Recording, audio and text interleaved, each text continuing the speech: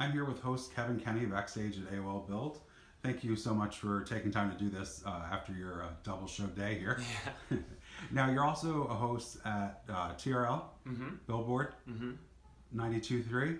Alt 92.3. Alt yeah. 92.3. Yeah. And here at Build. Yeah. So, when did you first start getting the inkling that you wanted to be a host full time?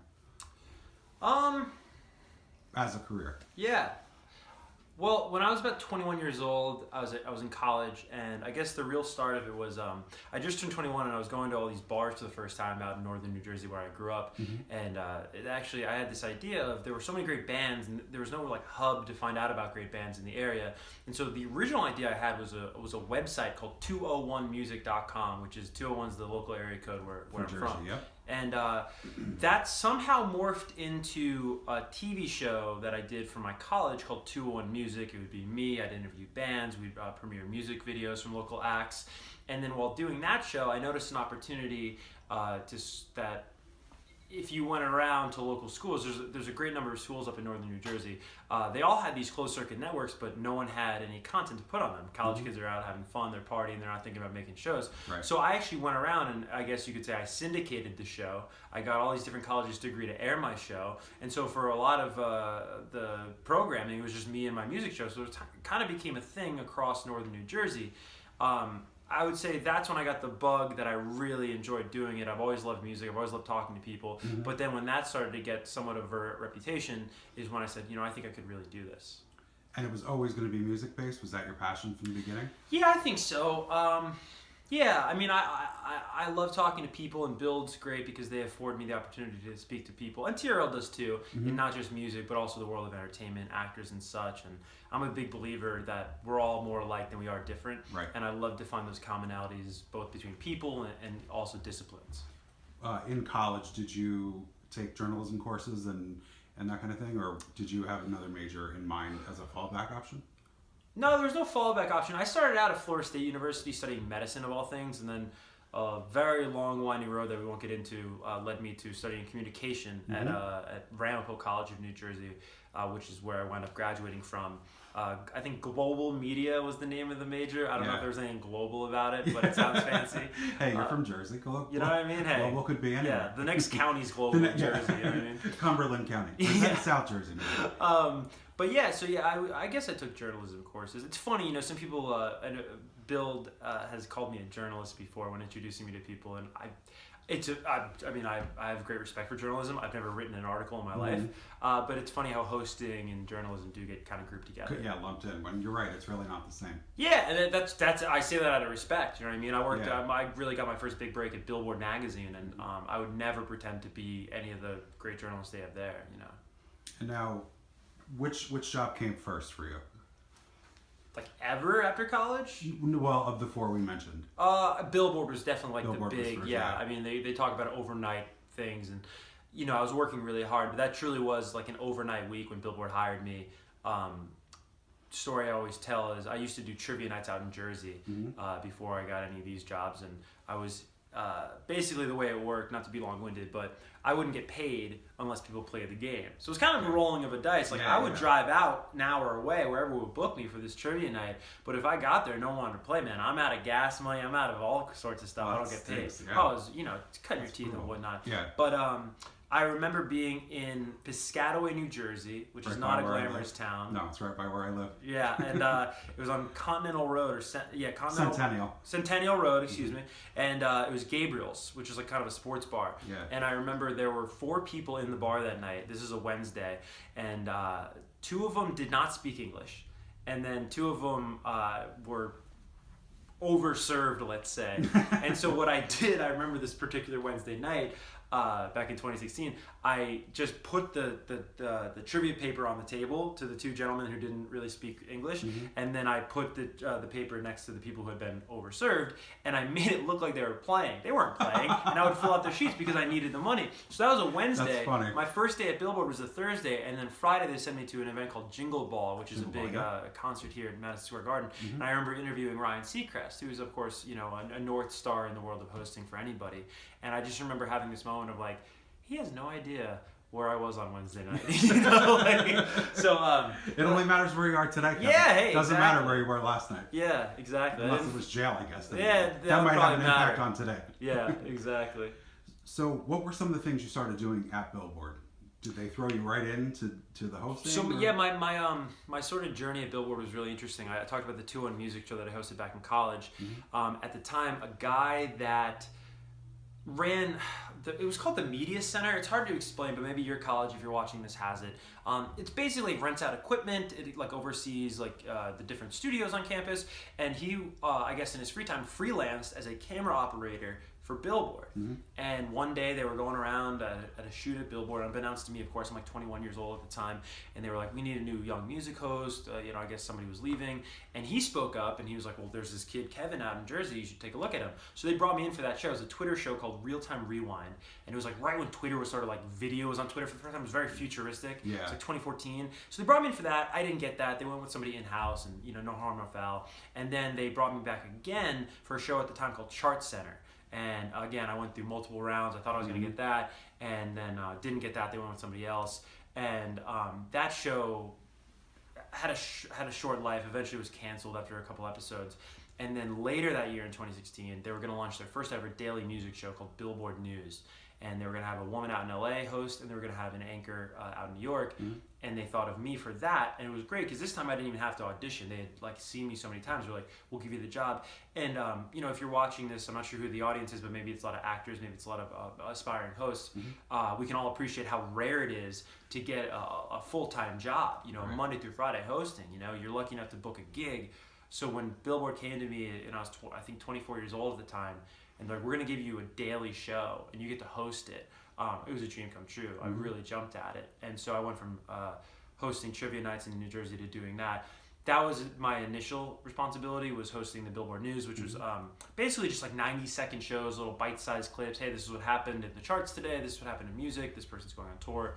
And then we used to shoot Billboard News in the same studio that we shot another show called Billboard Live, which was a performance-based show.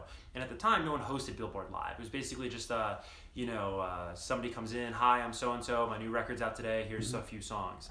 And it kind of felt hollow, and I think a lot of people felt that way. And so, I kind of spoke up and I was like, hey, I've talked to bands, not these bands, but I can talk to artists I'd love to, and they let me hop on that. And it was funny, my first ever Billboard Live was with at the time, I didn't even know how to say her name. I had to look it up, and I had to cross-reference with her team. It was described to me at the time as a foreign act named Dua Lipa. Of course, Dua Lipa now is an international superstar. Just won Best New Artist at the Grammys this year. But she was the first Billboard Live. And it's a funny story, too. That first episode, her team was really excited that her single, Hotter Than Hell, had gone platinum. It was first ever a million seller for her. And so they're like, hit the single at the top. And this is my first ever Billboard Live, and it's live, as the name says.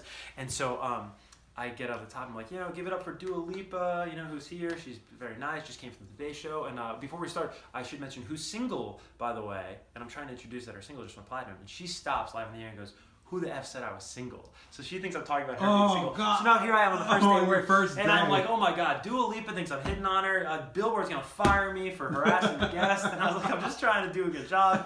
So that's kind of how I was. Talk about christened by fire. Yeah, man. That's how I was introduced to Billboard Live, and then so I guess the powers that be liked what I did. So then I just sort of became the permanent host of that show, if you want to call it a show. It was a series at the time in 2017. We shot it every day, and so for a while there, it was kind of hectic. I would shoot Billboard News down in the Chelsea neighborhood here in New York City, if you know New York City, and then I would hightail it up to Midtown where they shot Billboard Live. So it was fun. It was exhausting, but it was an incredibly exciting time because, again, I was coming from the bar scene out in New Jersey. Right. So I was just happy to have a job in the first place, and then to be able to talk to artists and do Billboard News. It was really cool. And then Billboard was nice enough. They let me start doing red carpet coverage for them. They would send me to music festivals, and I sort of became their guy in New York City. And now, you're not. Are you still based in Jersey, or you live here in the city now? No, still based in Jersey. You're still based in Jersey? Yeah. Now, talk a little bit about Build and a little bit about TRL.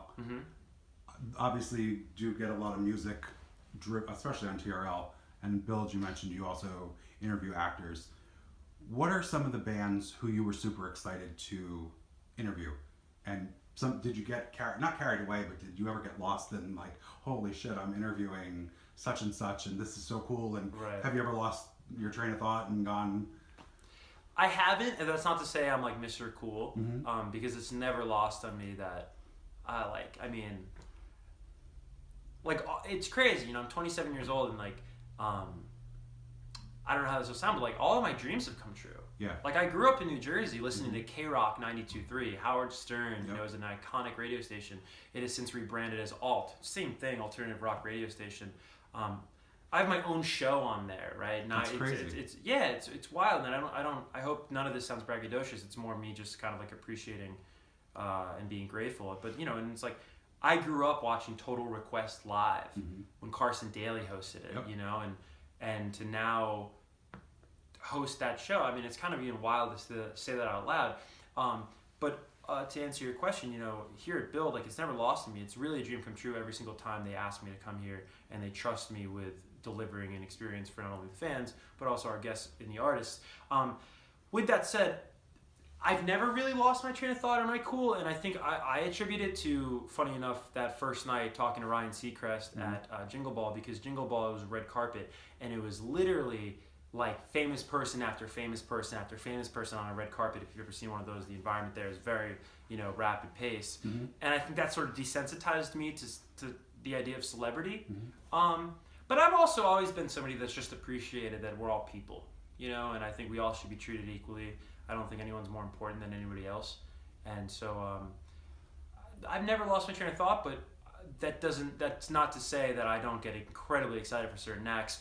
And it's funny, we'll have some of the biggest acts in the world of today's time. I remember fond memories literally calling up Camila Cabello to let her know that not only her debut album went #1, but her debut single Havana is also #1. Right. Going to Madison Square Garden and surprising Ed Sheeran and saying, "Hey, you're going #1 with Beyonce with Perfect." Those are fun, but those are like people my age. I didn't grow up like idolizing them, so I get a way bigger kick out of like a band that maybe not a lot of people know now, but like Everclear, who's a massive, huge in the '90s. Their song "Father of Mine" was a huge song for me when I was a very small child. We had B2K.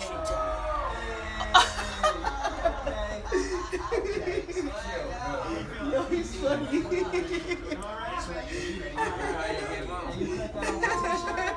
I remember B2K from my middle school dances. I get kind of hyped for that, and I think, again, I'm the luckiest guy in the world where, I get to talk to these people that it's wild to think, but yeah, I'm just very grateful and it's cool. Sorry to be so long-winded. This is all about you, Kevin, so say what you need to. What do you do when you feel a guest is not either fully present or doesn't seem to be vibing with you? Is there something that you do to reel them back in, or whether it's no fault of your own in terms of they're just not connecting? What do you do to get that back on track? So Wiz Khalifa was our guest on Build in July, and if you're watching this right now, maybe it's on YouTube or wherever you're watching this, go to YouTube after you watch this and look up Wiz Khalifa Build series. Wiz did not want to talk about the album, so I switched subjects. I talked about his love of mixed martial arts. He said he doesn't want to talk about that. He's here to talk about music. So at one point in the interview, I just said, what do you want to talk about? Like, it's your interview now. Yeah. And I think that kind of going back to people are just people, certain people might have more public jobs, more visual jobs, more exciting jobs, depending on your opinion of what they do for a living.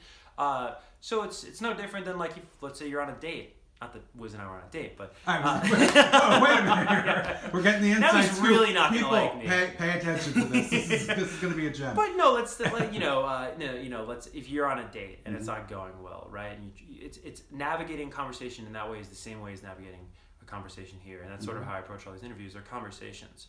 I think we, with social media and even before that, reality television, we live in a very transparent world, and I think that I begin and end everything with the viewer, and a respect, an utmost respect for the viewer. So sometimes that takes form of like asking the elephant in the room question, because that's what they want me to ask. I'm really sort of an extension of them, the person watching. So I'm lucky enough to be on that stage. I'm a messenger in a lot of ways, but not to get off on a tangent there. I think it's just relating to them and honestly giving them, not forgetting it's your show. you're in charge as a Right. host if you're a Right. host watching this. Excuse me. But yeah, just going with the flow. We had we had a duo named Two Cellos. They're incredibly talented cellists, very unorthodox cellists, and they're world renowned. They've played with Elton John, and they're amazing. But they probably showed up a little bit, if you remember what I was saying earlier, a bit overserved. And so I remember it's leaning into some of the awkwardness. I remember they asked during the interview, towards the end, they were like, who's watching this? And I turned to the camera and looked directly at the viewer. I said, who's still watching this might be a better idea, or a better question. Because it's just like, it was ridiculous. So I think, lean into it. If it's awkward, lean into it. If they want to talk about something else, lean into it. Go with the flow in so few words. Who has been, you were mentioning that you think everyone's equal, but you must have some either musical guest or a celebrity guest who really get your heart pumping, and whether it be because of their musicality or for whatever other reason. Yeah. Who's somebody that you were so excited to interview that you were like, wow, this is really a cool thing? Not to put anybody else on the spot. Yeah. Somebody I was very excited to interview. I think the most special interview, again, to me, that I've ever done was my birthday 2 years ago. My favorite band in the world, I think I can say, is Newfound Glory. They're a pop-punk band from Florida. I came of age when pop-punk was going mainstream in the early 2000s. And, I wore out I was going to say their CDs, don't tell them, but they were burnt CDs from whatever I was downloading at the time. Mixtapes. But I really did. I wore them out, and Jordan, the lead singer's voice is just, it's synonymous with my coming of age. And so we got to do a really cool thing where I interviewed them backstage at their show, and we were live on Billboard, and we did the interview and then walked to stage and then filmed the first song of their set that night. It was my birthday, and I'm always a little bit more emotional on my birthday. I'm more reflective, and it just that's just so cool. If it all ended tomorrow, I hope it doesn't. I'm just so lucky. I've worked incredibly hard. I really do. I think about this 24/7. If I'm awake, people are always like, you have so many jobs. I was literally going to say, are you ever asleep? I'm not asleep a lot, but you know what? I'm also an appreciator, not to go off on a tangent, but I won't always have this energy, and the market won't always be so kind to me. Yeah. I'm an appreciator of things are going well for me right now. And I'm very grateful for that, and I think that, one day maybe I'll have one thing that I do every day, and I would be grateful to have that one thing, but I can sleep then. Now is the time. I'm young. Sleep when you're dead, they say. Yeah. Well, yeah, maybe sleep just before. Just a hair. A couple weeks before I die, I'll start to sleep. I think it's just about I don't want to say capitalizing, but it's almost like striking while the iron's hot. No, I wouldn't even say that. I would say it's more so. It goes back to gratitude. It goes back to, Bill. That's a huge responsibility. We have Bill is a must-do press stop in New York now. Absolutely. Julia Roberts, Natalie Portman. Kiss, Ace Frehley. Judas Priest. If you're younger watching this, these are classic rock bands. Yeah. But if you don't know who Julia Roberts is, you got a problem. Yeah, but these are Hall of Famers, Oscar award-winning entertainers. And so when Bill calls me up and says, "Hey, we'd like you to host this," I'm not only, again, getting back to something I said earlier, I'm not only delivering on the expectations of the guests. They need to feel welcomed. They're expecting an experience. The fans are expecting an experience. Take B2K for example. You're talking about 20 years of expectations, of memories. If I go out there and I don't ask the right questions, or I don't get them to tell the stories that the fans want, all these people that maybe took off from work, all these people that may have traveled. We had a woman here today from Pennsylvania that attended the taping, that lucky enough she got to ask a B2K question. That falls on me, and I take that incredibly seriously. So I think the work ethic comes from, I need to match the belief that a company as large and as influential as Viacom, a brand like MTV that has a 98% brand awareness in America. 98% of Americans know what MTV is. For them to say, hey, we're going to let you host and drive our flagship franchise. I have to work as hard as possible because of the belief. So it's paying back these people who have been incredibly kind to me. And I don't want to leave out Entercom too. Mike Kaplan over at Alt 92.3. I don't have any radio experience, and Mike Kaplan gave me a job the first day he met me.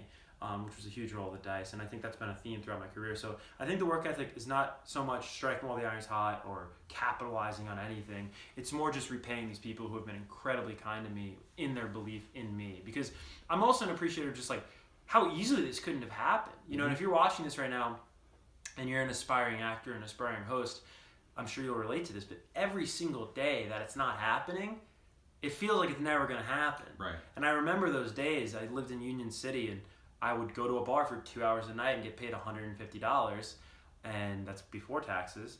And I just remember, I never want to forget that feeling of just like, wow, this could never happen. And now that it's happening, I'm not going to let it go. Is there a day where you've had to do all 4 jobs on the same day? Yeah, and not to plug my Instagram, but at Kevan Kenney. At Kevan Kenney. That was going to be my next question. You seem to be posting at like 3 in the morning, 4 in the morning when everybody's like asleep. There's like rats on the subway. There's all kinds of stuff going on your Instagram. I think at Kevan Kenney is my Instagram. You don't have to follow me or anything, but something you might want to look. But something you might want to look at is I did something because people ask me that question a lot, like, what do your days look like? And I did a day in the life maybe 2 weeks ago, March 1st, and it's crazy. Like, I appreciate it. It's crazy. Like, I'm here in the morning. I go to the radio station. I go to TRL. I come back here sometimes. I have commitments for a great app called Fanpage you should definitely check out. And then people forget, I do my show live. You know, Fallon and Colbert, like, they tape those late night shows at 4 o'clock in the afternoon. And then they air, I'm live at 10 p.m., right? After being up all day. It's crazy, you know, and it started out as a 2-hour radio show, and they're lucky enough they expanded it to now a 4-hour show. And so I'm there till 2 o'clock in the morning. But again, it goes back to just, I'm such an appreciator of how lucky I am. That, you know, it could be, I saw something on Instagram the other day from a friend of mine, and it was like, you can't complain about being full when you, I'm going to butcher this, and they're so cool. It was a cool quote. They got like so much swag, and I'm gonna be so uncool. They're not gonna watch the rest of the interview. Yeah. Right. But basically, it was like, you can't complain about being full when you prayed for food on your plate, you know. And that's kind of how I navigate through life. Since you are younger and we are in the social media age, you do use your Instagram to connect with your fans, which is exciting. What's that like for you to be able to, in real time, connect with them and put faces behind who's watching you on Build or listening to you on the radio or on TRL and all that other stuff? Yeah, it's incredibly important. And if you look at my full slate of things, it's an interesting collection, right? Because the Nightcap with Kevan Kenney, or I shouldn't say that, the Nightcap. I'm not going to refer to the Nightcap's the name of the show. I'm Kevan. I play. It could be changed. Yeah. This could open so many more doors for you, Kevan. Don't underestimate it. I play Kevan Kenney on the Nightcap. So the Nightcap is a radio show that has been described, and I like for it to feel like your local dive bar. It's a place you can go and hang out Monday through Friday at 10 p.m. if you don't have anything else to do, or if you have anything else to do, still listen.